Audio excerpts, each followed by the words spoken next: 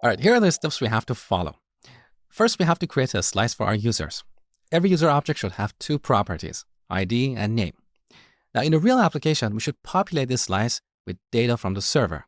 But because we haven't covered that topic yet, we have to create an action for adding users to our slice.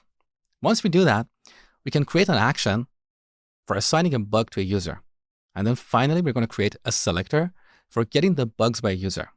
So let's get started. Here in the store folder, we're going to add a new file called users.js. Now, to save time, I'm going to copy the code in the project slice into the new slice. Now, let's review this code line by line. So, the name of this slice is going to be users. We use an empty array as the initial state. So far, so good. Now, here's the action that we need to create for populating our users array. So, let's rename this to user added. It takes two parameters. We're going to rename this to users. Now, here we're going to push a new object in the users array. Beautiful. Then we're going to export this action. So let's call it user added. And finally, we're going to export our reducer as a default object. Save the changes. Now, here in Redux DevTools, we do not see this new slice because we have not combined its reducer with the reducers from these slices. So let's go to the editors module and import the user's reducer from the users module. Then we add that over here. So users. So the user slice should be handled by the user's reducer. Save the changes. Now, back in Redux DevTools, let's look at the state. So we have entities, bugs, projects, and users. Beautiful. Now our users array is empty. So let's dispatch the user added action to populate it with a couple of user objects. So we go to index.js. On the top, we have to import the user added action from store/users.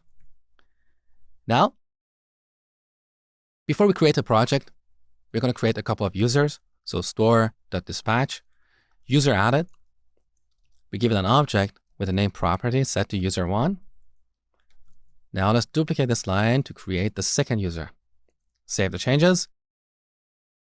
All right, so here's the state. We have two users in this array. Beautiful. So now that we have all these slices, we can assign a bug to a user. So we're going to modify these bug objects and give them a new property called user ID. With this, we're going to associate each bug with a user. So let's go to our bug slice. Here we're going to create a new action called bug assigned to user. So over here, so bug assigned to user. We map this to a function with two parameters, bugs and action. Now, what should we have in the payload of this action? We should have two properties, the ID of the bug and the ID of the user. These are the minimum pieces of data we need to represent this event. So let's use object destructuring to extract bug ID and user ID from action.payload.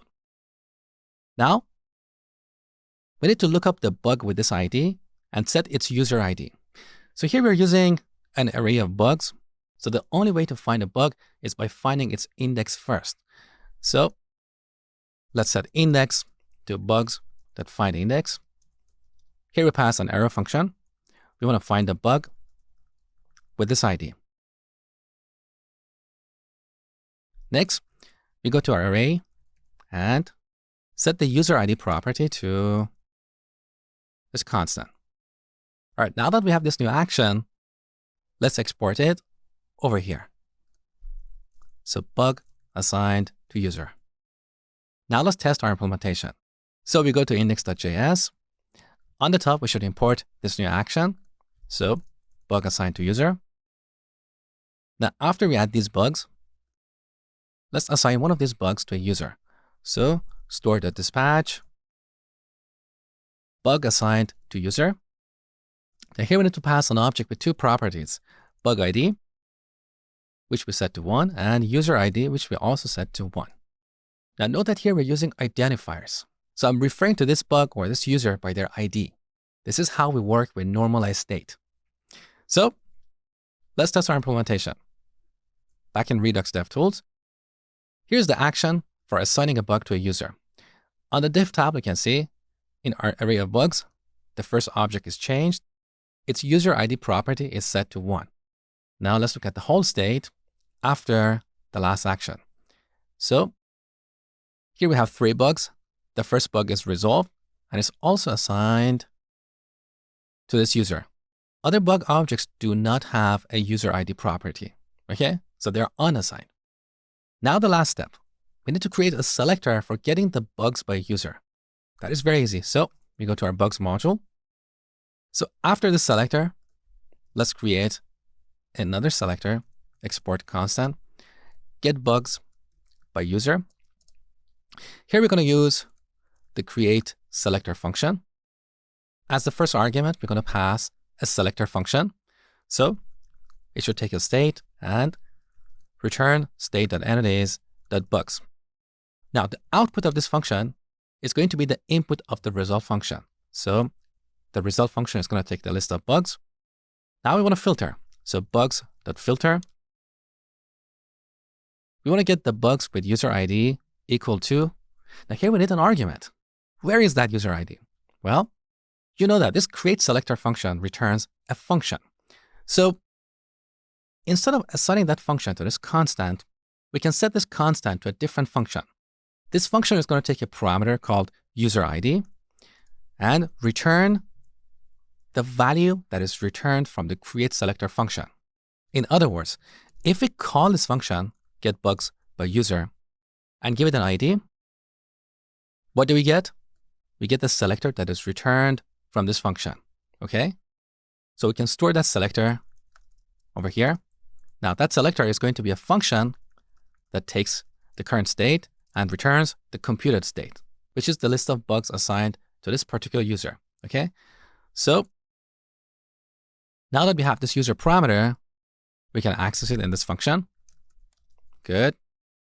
Save the changes. So this is the selector for getting the bugs assigned to a user.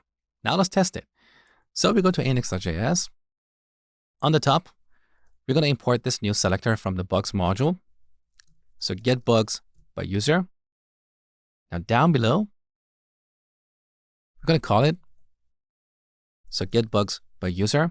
We pass the user ID, that is 1. This returns a function. That function is going to get the current state. So that is store.getState. And then it will return the bugs assigned to this user. So let's store that over here and then log it on the console. Now, here on the console, you can see we have a single bug assigned to this user.